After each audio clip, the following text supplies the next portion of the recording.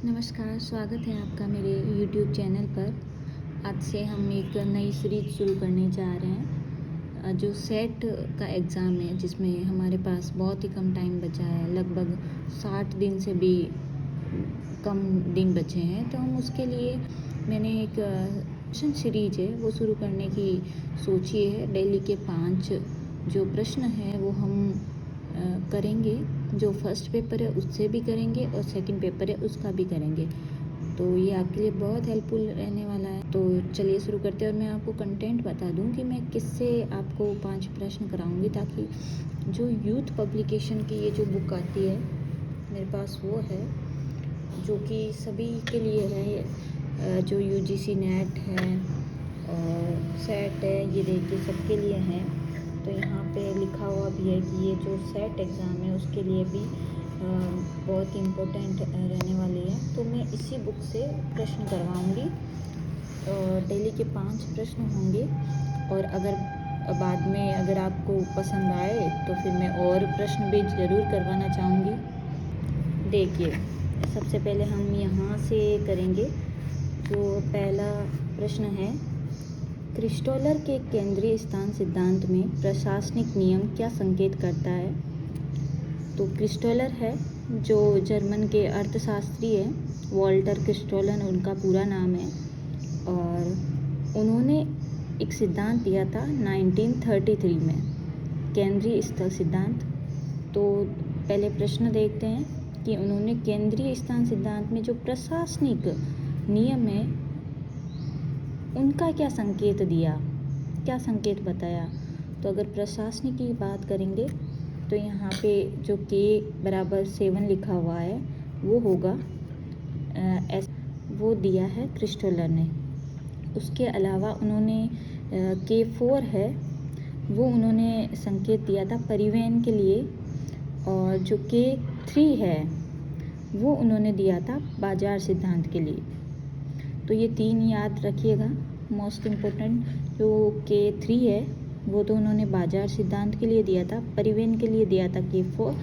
और जो K7 है वो किसके लिए दिया था, वो प्रशासनिक नियम के लिए। ये संकेत उन्होंने दिए थे। फिर अगला प्रश्न है, देखिए, निम्नलिखित में से किसे स्वच्छंद उद्योग के रूप में वर्गीकृत किया जा सकता है? तो सीमेंट, जहाज निर्माण, इलेक्ट्रॉनिक पुर्जे, सूती वस्त्र।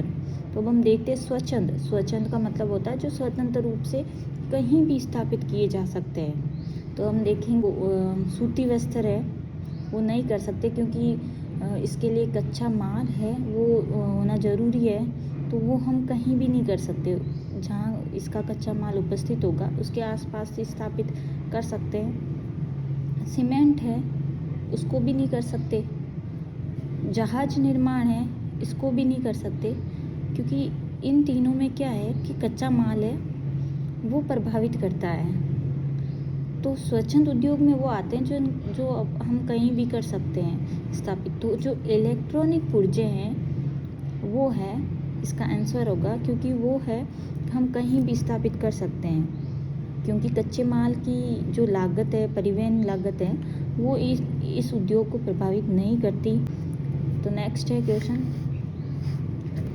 नेट बोया क्षेत्र द्वारा विभाजित सकल बोया क्षेत्र क्या कहलाता है? तो वो कहलाता है फसल गहनता। मैं ज़्यादा समय नहीं लूँगी, जहाँ जो चीज़ है। तो फसल गहनता का जो आशय क्या है, मतलब क्या है कि किसी निश्चित कृषि क्षेत्र में एक वर्ष में जो बोई जाने वाली फसल है उसकी संख्या से है कि एक कोई निश्चित कृषि क्षेत्र है उसमें एक वर्ष में जो फसल है वो कितनी बार बोई है, तो वही फसल गहनता है। और इसका जो निर्धारण है वो जो शुद्ध बोया गया क्षेत्र होता है और कुल कृषि क्षेत्र है उसके अनुपात के रूप में किया जाता है। तो इसी को शस्य गहनता भी कहते हैं। तो इसका सीधा आंसर होगा फसल गहनता।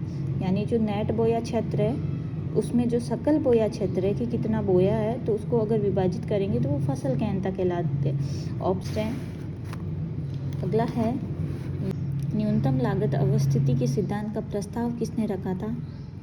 तो ऑप्शन है लॉस, डाइसी, आइशार्ड या वेबर? तो इसका आंसर होगा वेबर।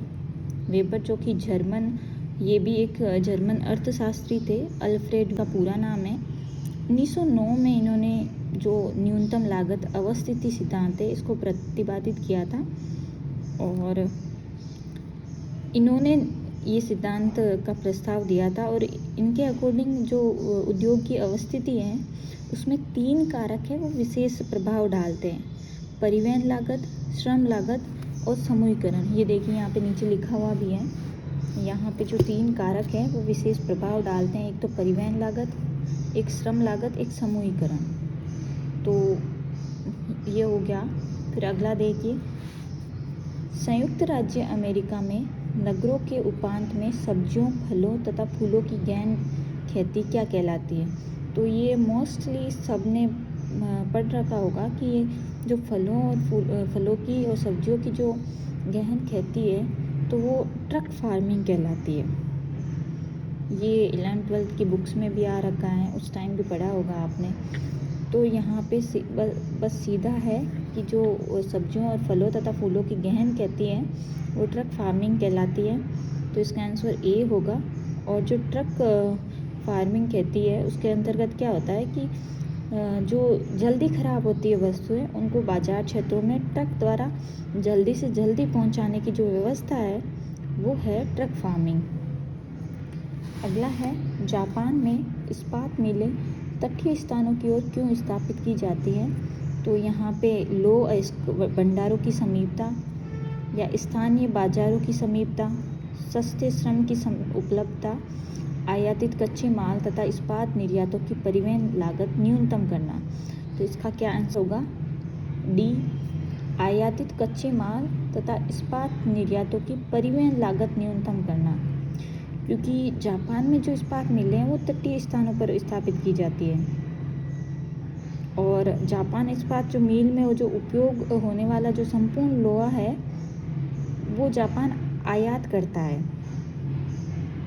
तो आयात करेगा तो फिर उसको तटीय क्षेत्रों में ही स्थापित करनी पड़ेगी, ताकि आयात करते ही वो जब तटीय क्षेत्रों में आए तो सीधा यूज आ जाए। क्योंकि ज़्यादा दूरी पर रहेगा तो फिर परिवहन लागत भी ज़्यादा लगेगी।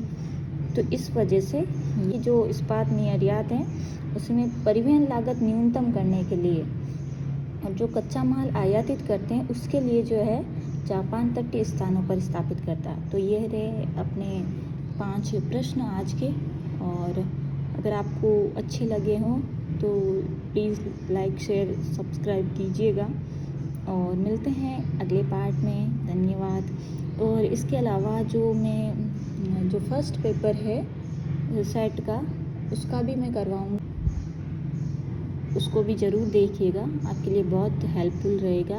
धन्यवाद।